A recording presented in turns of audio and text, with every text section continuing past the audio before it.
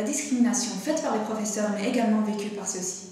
Tant de mots que dénoncent les jeunes de l'ASBL Les Fourmis à travers leurs pièces de théâtre Plus belle l'école.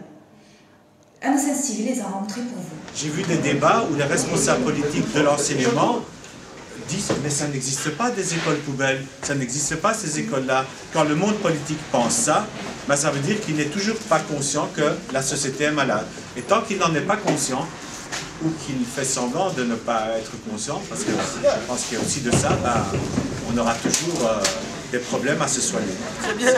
Ou bien il y a un prof qui nous lâchait des fins de raciste et qui nous disait « Oui, je suis raciste ». Il a dit « J'essaye de ne pas l'être, mais c'est difficile ». Et au niveau politique et au niveau des responsables de la cité, on est toujours en train de le ressentir comme des personnes d'origine étrangère. Et là est le vrai problème.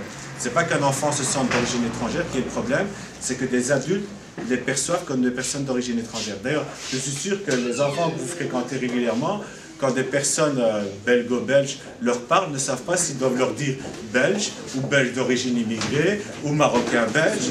Mademoiselle, je n'ai pas été discriminée parce qu'elle était de belge. Juste quand elle dit son nom, elle commence à être discriminée. Elle dit Arsène.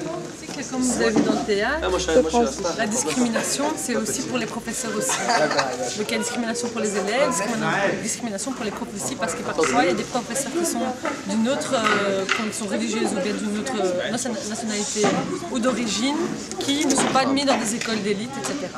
Pourquoi? On ne sait pas. Parce que c'est un prof qui ne te motive pas, qui te démoralise tous les jours, ça ne te donne pas envie d'étudier, te donne à fond.